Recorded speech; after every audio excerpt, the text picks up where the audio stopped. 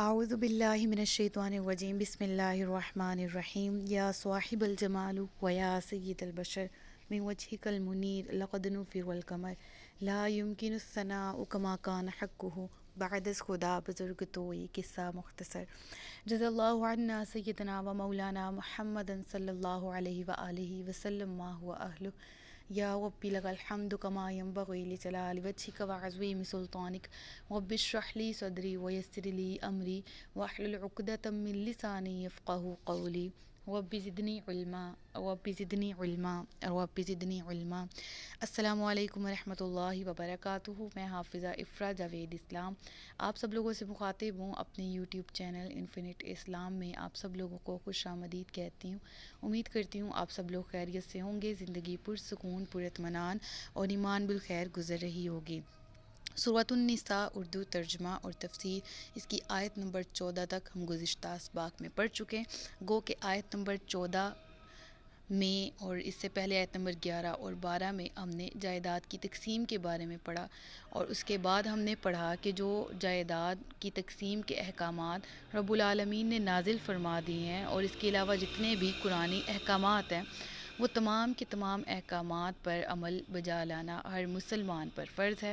جو اس سے انکار کرے گا، ان احکامات پر عمل نہیں کرے گا، انکار کرنے کی صورت میں وہ اپنے آپ کو جہنم کا مستحق سمجھے، کیونکہ وہ اللہ کی ناراضگی، اللہ کا غضب مول لے رہا ہے۔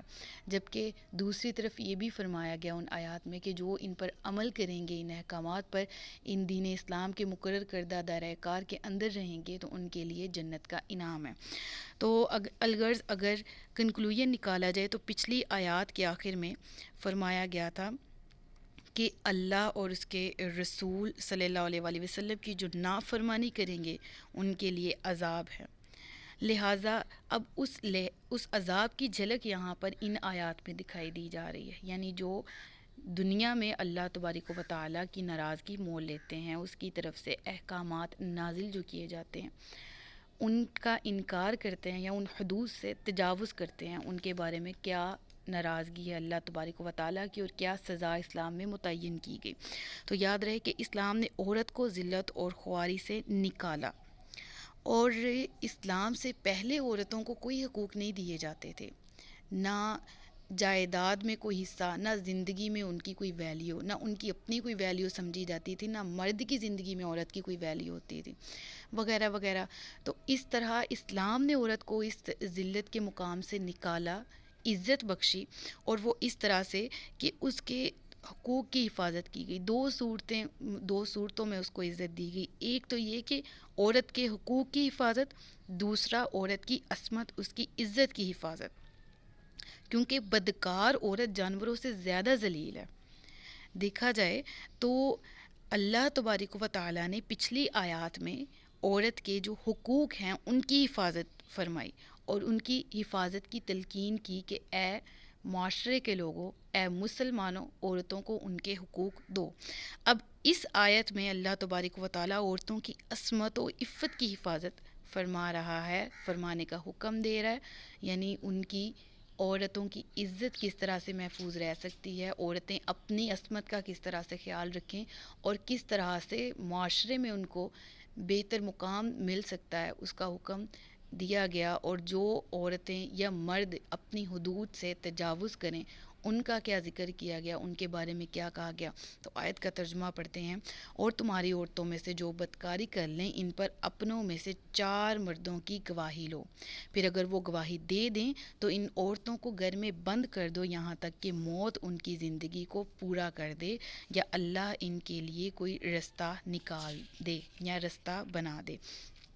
تو اے مسلمانوں، تمہاری عورتوں میں سے جو انتہائی بے حیائی کا کام یعنی کہ زنا کر بیٹھیں تو پہلے تم ان پر 4 گواہ بناؤ، جو کہ اس پر مکمل طور پر گواہی دیں، جو عینی شاہد ہوں اس فعل کے، اور وہ گواہ بھی تم میں سے ہوں، یعنی غیر میں سے نہ ہوں، وہ اس طرح ہو کہ وہ مومن ہوں، کافر نہیں ہوں، متقی اور پرہیزگار ہوں، ٹھیک ہے، فاسق و فجار نہ ہوں، ٹھیک ہے، یعنی ایسے لوگ ہوں جن کی گواہی کاؤنٹ بھی ہوتی ہو، وہ معاشرے کے عزت دار شہری ہوں اور معلوم ہو کہ یہ جھوٹی گواہی نہیں دیں گے، ٹھیک ہے. اور ان کی بھی کچھ شرائط ہیں، ان کو بھی ایک دفعہ پڑھ لیتے ہیں، پھر آیت کی تفسیر کی طرف میں دوبارہ آؤں گی. کہ زنا کا ثبوت یا تو 4 مردوں کی گواہیوں سے ہوتا ہے یا زنا کرنے والے کے 4 مرتبہ خود اقرار کر لینے سے. پھر بھی حاکم وقت جو ہے یا قاضی بار بار سوال کرے گا اور دریافت کرے گا کہ زنا سے کیا مراد ہے، کہاں کیا، کس سے کیا، کب کیا. اگر ان سب کو بیان کر دیا گیا تو زنا ثابت ہوگا، ورنہ نہیں. اور جو گواہ ہیں، جو گواہی دے رہے ہیں، وہ بھی ایسے نہیں اٹھ کے آ سکتے جی ہاں جی ہم گواہی دیتے ہیں کہ یہ جو ہے اس نے بدکاری کی وغیرہ وغیرہ، اس طرح نہیں.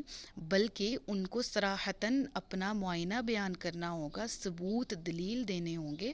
اور اس کے بغیر یعنی اپنا وہ جب تک معائنہ بیان نہیں کرتے، حقیقت حال بیان نہیں کرتے، اور ان چاروں کی گواہیاں سیم نہیں ہوتی آپس میں، یعنی شکوک و شبہات نہ ہوں ان کی گواہیوں میں، سب ایک بات کر رہے ہوں اور وہ بات دلیل پر مبنی ہوں، تو وغیرہ وغیرہ. تو اس طرح سے اس صورت میں ان شرائط کو مد نظر رکھتے ہوئے ان کا ثبوت مانا جائے گا، ادروائز ثبوت نہیں ہوگا. ٹھیک ہے. اور وہ شرائط کون کون سی ہیں؟ کہ زنا کا ثبوت گواہی سے ہو تو ضروری ہے کہ زنا کے گواہ 4 عاقل بالغ مسلمان مرد ہوں، یعنی مرد کی گواہی اس میں لی جائے. ٹھیک ہے. اور عاقل ہو اور وہ بالغ ہو، ٹھیک ہے، چھوٹا نہ ہو اور عقل مند ہو. ٹھیک ہے. ایسا نہ ہو کہ وہ مینٹلی ڈس آرڈرڈ ہے، کچھ بھی ہو. تو اور چاروں جو ہیں وہ نیک اور متقی ہوں اور انہوں نے ایک وقت معین میں زنا کا مشاہدہ بھی کیا ہو، یعنی وہ گواہی دے رہے ہیں تو ان کے پاس ثبوت بھی ہو، انہوں نے مشاہدہ بخود کیا ہو اس بات کا. نیز یہ چاروں گواہ حلف شرعی کے ساتھ گواہی دیں گے. اگر ان میں سے ایک بات بھی کم ہوئی تو زنا ثابت نہیں ہوگا. ایک بات بھی کم ہونے سے کیا مراد ہے؟ یعنی کہ ایک تو یہ شرائط پوری ہوں، دوسرا ان تمام کے آپس میں جو بیانات ہیں وہ بھی ان میں تضاد نہ ہوں. ٹھیک ہے. اور دلائل بھی ہوں. اور ظاہر سی بات ہے کہ اگر وہ خود کو ایز اے گواہ پیش کر رہے ہیں تو پھر انہیں حلف اٹھانا ہوگا شرعی طور پر، یعنی کہ ہم نے حقیقتاً ہم اس پر گواہ ہیں، ہم نے دیکھا ہے یہ فعل مرتکب ہوتے ہوئے، یا ہم نے اس عورت کو فحاشی کرتے ہوئے فلاں مرد کے ساتھ استغفر اللہ وغیرہ. تو اگر ان کے پاس یہ تمام کے تمام یہ شرائط موجود ہیں اور اگر وہ حلف شرعی کے ساتھ گواہی دیتے ہیں تو ثابت ہوگا. لیکن اگر نہیں ان کے پاس ان میں سے کوئی بھی بات، کوئی بھی شرط کم ہوتی تو زنا ثابت نہیں ہوگا. اور گواہی دینے والے شرعاً 80 کوڑوں کے مستحق ہوں گے. کیوں ہوں گے؟ کیونکہ دیکھیں اگر گواہ بننا ہے، شرعی گواہ بننا ہے، حلف شرعی کے ساتھ ہی گواہی پیش کرنی ہے، اپنے کیے پر 100% شور ہونا ہے. اگر تو ویسے ہی تہمت لگائی جا رہی ہے کسی عورت پر تو اس پر جو گواہ ہیں وہ جھوٹی گواہی دے دیں، یا گواہ ہوں ہی نہ، یا گواہ ہوں لیکن وہ جھوٹی گواہی دیں، تو ان کو اس جھوٹی گواہی پر 80 کوڑوں کی سزا ہے. کتنی سخت بات. یعنی کہ ایسا نہیں ہے کہ کوئی بھی اب اگر یہ گواہ کی جو شرائط ہیں اگر اس کے ساتھ سزا بیان نہ ہوئی ہوتی جھوٹی گواہی پڑھنے کی صورت میں، تو پھر تو واقعی حقیقتاً ہر مرد اٹھ کے آ سکتا تھا، ہاں جی ہم گواہی دیتے ہیں. لیکن اسلام کیا کہہ رہا ہے کہ اگر ان شرائط پر پورا نہ اترے گواہ بھی، تو گواہوں کو بھی 80 کوڑے پڑنے کی سزا ہے. لہٰذا آیت کی تفصیل کی جانب دوبارہ سے آتے ہیں. چنانچہ جو شرائط بیان ہوئیں ان کے مطابق اگر کوئی 4 گواہ جو ہیں وہ عینی گواہی دے دیں، یعنی آنکھوں دیکھی عینی شاہد ہوں، آنکھوں دیکھے گواہ ہوں، تو رب العالمین نے فرمایا کہ اے مسلمانوں، اے حاکموں، انہیں گھروں میں قید کر دو.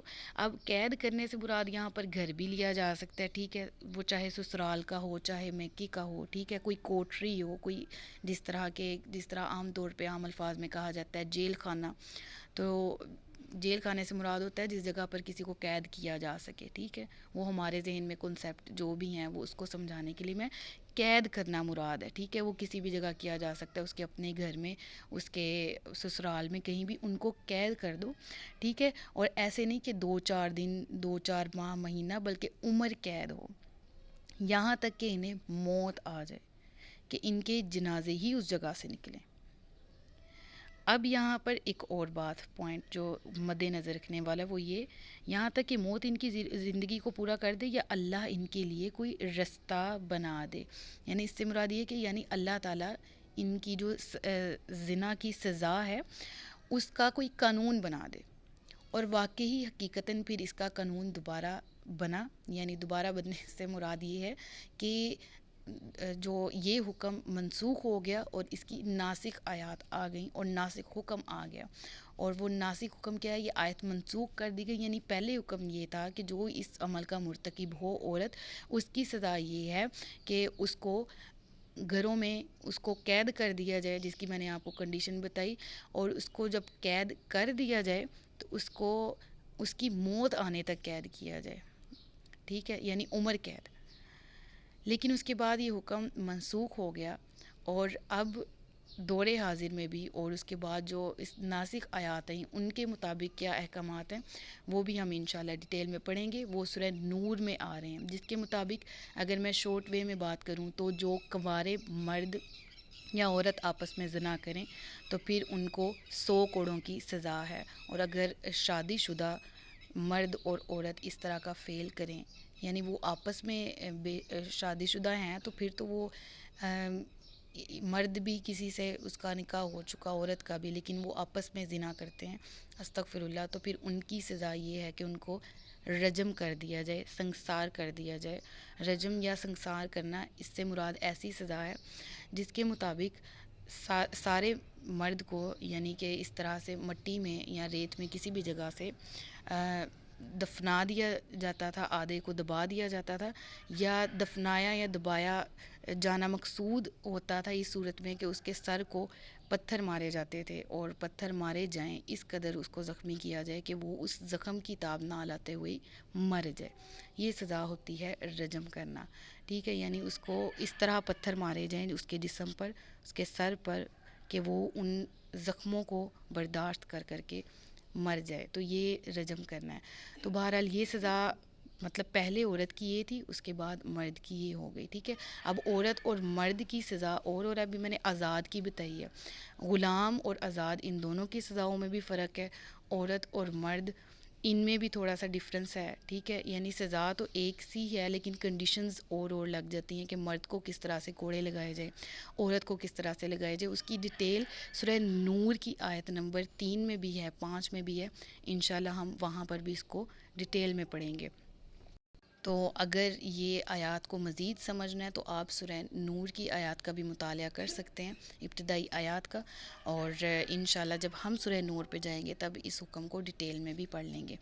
تو بہرحال کیا حکم دیا گیا کہ یہاں تک کہ اللہ سزائے زنا کا کوئی قانون بنا دے. یعنی ہم نے لاسٹ یہاں پر ختم کر لیا، تو ہم نے یہ بھی پڑھ لیا کہ جو آیت ہے یہ والی یہ منسوخ ہو چکی ہے. یعنی یہ حکم عورت کو قید کرنے والا عمر قید یہ منسوخ ہو چکا ہے، اس کے بجائے حکم آ چکے جس کی ڈیٹیل میں نے آپ کو بتا. پھر فرمایا گیا وَاللَّذَانِ يَأْتِيَانِهَا مِنْكُمْ فَآذُوهُمَا فَإِنْ تَابَا وَأَصْلَحَا فَأَعْرِضُوا عَنْهُمَا ان اللہ کان توابا رحیما. اور تم میں سے جو مرد عورت ایسا کام کریں، ان کو تکلیف پہنچاؤ، پھر اگر وہ توبہ کر لیں اور اپنی اصلاح کر لیں تو ان کا پیچھا چھوڑ دو، بے شک اللہ بڑا توبہ قبول کرنے والا مہربان ہے.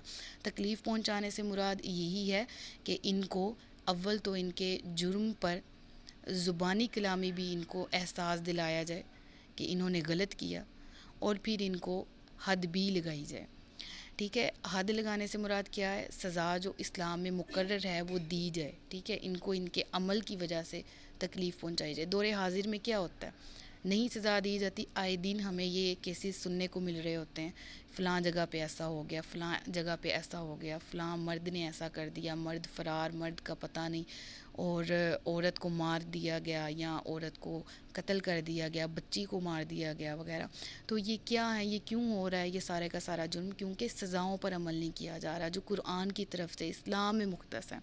اگر ان سزاؤں پر عمل کیا جائے تو آج یہ قباحت، یہ جو سب سے بڑا گناہ ہے اور یہ اتنا گندا گناہ یہ معاشرے سے ختم ہی ہو جائے اگر سزاؤں پر. اور اسلام نے یہ سزائیں رکھی اس لیے تاکہ یہ گناہ ختم ہو سکے، لیکن آج ان سزاؤں پر عمل نہیں کیا جا رہا، لہٰذا یہ گناہ ابھی بڑھ رہا ہے. تو اس گناہ کی جو عذاب ہے اس کی وعیدیں بھی ہم پڑھ لیتے ہیں کہ حضرت عمر بن عاص رضی اللہ تعالیٰ عنہ سے روایت ہے، نبی کریم صلی اللہ علیہ وسلم نے ارشاد فرمایا جس قوم میں زنا ظاہر ہوگا وہ قحط اور قحط میں گرفتار ہوگی، اور جس قوم میں رشوت کا ظہور ہوگا وہ رعب میں گرفتار ہو جائے گی۔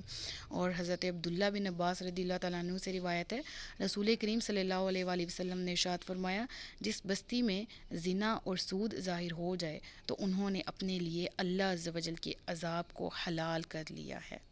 استغفر اللہ۔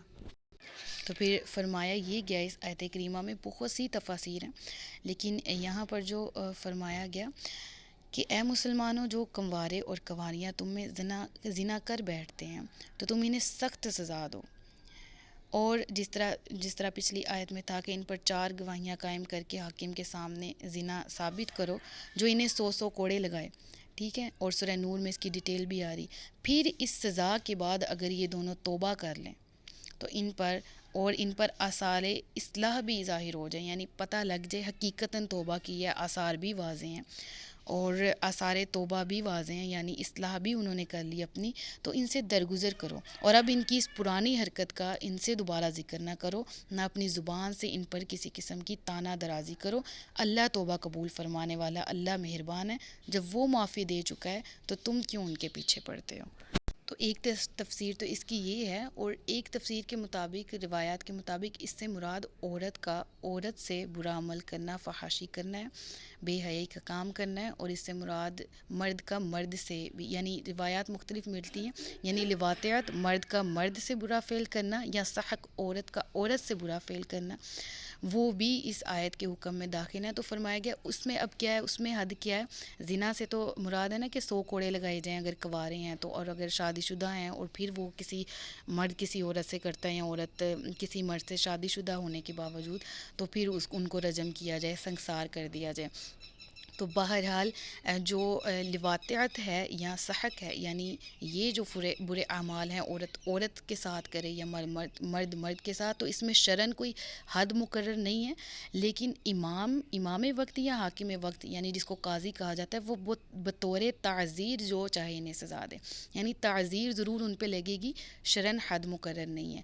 تعزیر کیا ہوتی ہے، یعنی وہ جو چاہے وہ اپنے عقل کے مطابق وقت کے حالات کے مناسبت سے ان کو سزا سنا سکتا ہے، ٹھیک ہے، یعنی ایذا ان کو بھی پہنچایا جائے، ٹھیک ہے۔ اور اس آیت کی روشنی میں ہمیں صحابہ کرام سے ملتا ہے کہ صحابہ کرام نے جو لواطیات کا فعل مرتکب کرنے والے مرد تھے ان کو مختلف سزائیں دی، کسی نے انہیں قتل کروایا، کسی نے ان پر دیوار گروائی، کسی نے بلندی سے نیچے گرایا، کسی نے پتھر مار کر ہلاک کیا، ٹھیک ہے، یعنی کہ صحابہ کرام نے مختلف قسم کی سزائیں دیں اس طرح کے فعل کرنے والوں کو، یعنی کوئی حد کس کو کہتے ہیں، جو شریعت نے مقرر کی ہوئی ہے سزا، ٹھیک ہے، لیکن تعزیر اس کو کہتے ہیں جو حاکم وقت خود وقت کی مناسبت سے، حالات کی مناسبت سے، اور ان کے فعل کو جو انہوں نے فعل مرتکب کیا اس کو مد نظر رکھتے ہوئے خود سے سزا سنائے۔ تو اگر زنا کی طرح اس کی سزا بھی مقرر ہوتی تو صحابہ کرام مختلف قسم کی سزائیں نہ دیتے، لیکن صحابہ کرام سے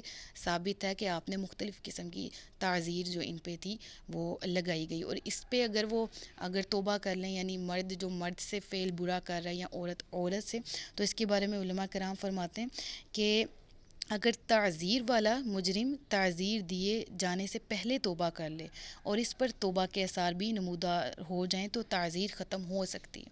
یعنی ہم نے حد کے بارے میں پڑھا کہ حد یعنی جو زنا کا مرتکب ہے، مرد اور عورت آپس میں جو کرتے ہیں، وہ اگر توبہ کرتے ہیں سزا سے پہلے تو سزا سے پہلے نہیں ان کو سزا دینی ہوگی، ٹھیک ہے، کیونکہ یہ حد ہے، یہ شریعت کی طرف سے سزا دی گئی۔ لیکن جو تعزیر ہے وہ اس سے پہلے اگر کوئی توبہ کرتا ہے تو وہ قبول ہے، لیکن بہرحال جو زنا کے مرتکب ہیں ان کو سزا ضرور دی جائے، اور اس کے بعد اگر وہ توبہ کرتے ہیں تو ان کو گزشتہ نہ سزا کا ذکر ان کے سامنے کیا جائے، نہ ان کے فعل کا ان کے سامنے ذکر کیا جائے۔ یہ حدود اسی وجہ سے ہیں تاکہ یہ فحاشی معاشرے سے ختم کی جا سکے، جو کہ آج کے دور حاضر میں ہے، جہاں پر زنا عام ہے، جہاں پر لواطیات عام ہے، مرد کے ساتھ حرام فعل مرتکب ہوتے ہیں، اس کے عورت کے ساتھ ہیں۔ یہ گزشتہ دنوں عورت مارچ گزرا، اس میں بھی اس طرح کے بیانات سامنے آئے لبرلز کے، جنہوں نے فحاشی پھیلائی ہوئی ہے اپنی زبان سے بھی، اپنے عمل سے بھی، تو لہٰذا ان کو چاہیے کہ آئیں قرآن پڑھیں، دیکھیں قرآن میں کیا ہے. آپ کی کبھی ہمت نہ پڑے اس طرح کے اپنے زبان سے الفاظ نکالنے کی، اگر آپ دیکھ لیں کہ قرآن میں ہے کیا. اور یہ جو خواتین ہیں جو نکلتی ہیں اسلام نے ہمیں حقوق نہیں دیے، تو آ کے پڑھیں سورہ نساء، دیکھیں، آ کے پڑھیں سورہ نور پڑھیں کہ قرآن نے کس طرح عزت دی ہے، جہاں عصمت کی حفاظت بھی کی گئی، جہاں حقوق کی حفاظت بھی کی گئی. اسلام سے پہلے ایسا کچھ نہیں تھا، اسلام میں ہمیں عزت دی گئی. قرآن ایک مکمل کتاب ہے جس میں مرد اور عورت دونوں کے حقوق کی، دونوں کی عزت کی، دونوں کی عصمت کی حفاظت کی گئی. دین اسلام ایک مکمل ضابطۂ حیات ہے جس میں ہر ایک کے ساتھ انصاف کیا گیا. اور میں امت محمدی عورت ہونے کے ناطے سے جتنے حقوق مجھے قرآن میں ملے میں ان سب سے راضی ہوں. امت محمدی بنت فاطمہ کی ہر فالوور جو بی بی فاطمہ رضی اللہ تعالیٰ عنہ ازواج مطہرات کو اپنا آئیڈیل مانتی، وہ بھی قرآن سے راضی، وہ بھی اسلام سے راضی، اسے بھی جتنے حقوق ملے وہ ان تمام سے راضی. لہٰذا خود کو مسلمان پریٹینڈ کرنے والے وہ لوگ جو قرآن کے بارے میں باتیں کرتے ہیں، جو اسلام کے بارے میں اپنی زبان سے ایسے کلمات ادا کرتے ہیں جو نہیں کرنے چاہیے، وہ غور کریں. اپنے اگر وہ حقیقتاً اپنے آپ کو ایمان والا کہتے ہیں تو ایمانی حالت پہ غور کریں، توبہ کریں. نہیں تو یہ ایمان والوں کا کام ہی نہیں ہے کہ وہ اسلام کے بارے میں، قرآن کے بارے میں کوئی بات کریں. اللہ تعالی ہم سب کو ہدایت عطا فرمائے، قرآن سیکھنے کی، سمجھنے کی توفیق دے. صدق اللہ العلی العظیم وصدق رسولہ النبی الکریم ونحن علی ذلک من الشاہدین والشاکرین وما علینا الا البلاغ المبین. سچ فرمایا اللہ نے جو عظمت والا ہے. مجھے دعاؤں میں یاد رکھیے گا، اپنا خیال رکھیے گا، اپنے سے زیادہ دوسروں کا. تاجدار ختم نبوت زندہ باد. پاکستان ہمیشہ زندہ باد. السلام علیکم ورحمۃ اللہ وبرکاتہ.